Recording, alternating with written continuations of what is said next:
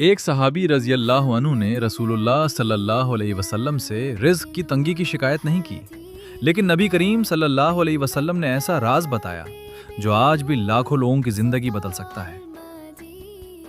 ذرا ایک لمحے کے لیے سوچیں، اگر آپ ہر روز محنت کرتے ہیں پھر بھی پیسے آتے ہیں مگر ٹکتے نہیں، گھر میں برکت محسوس نہیں ہوتی، تو شاید مسئلہ صرف آمدنی کا نہیں، برکت کا ہے۔ رسول اللہ صلی اللہ علیہ وسلم نے فرمایا، جس شخص کو یہ پسند ہو کہ اس کے رزق میں وسعت ہو اور اس کی عمر میں بے برکت ہو، وہ صلہ رحمی کرے۔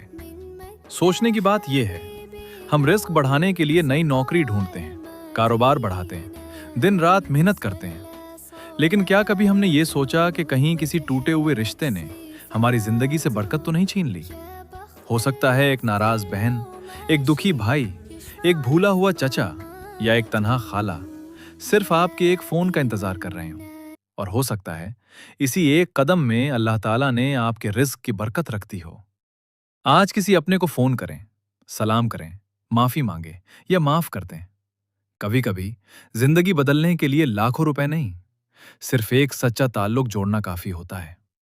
اللہ تعالیٰ ہمیں صلہ رحمی کرنے، حلال، پاکیزہ اور بابرکت رزق عطا فرمائے۔ آمین یا رب العالمین۔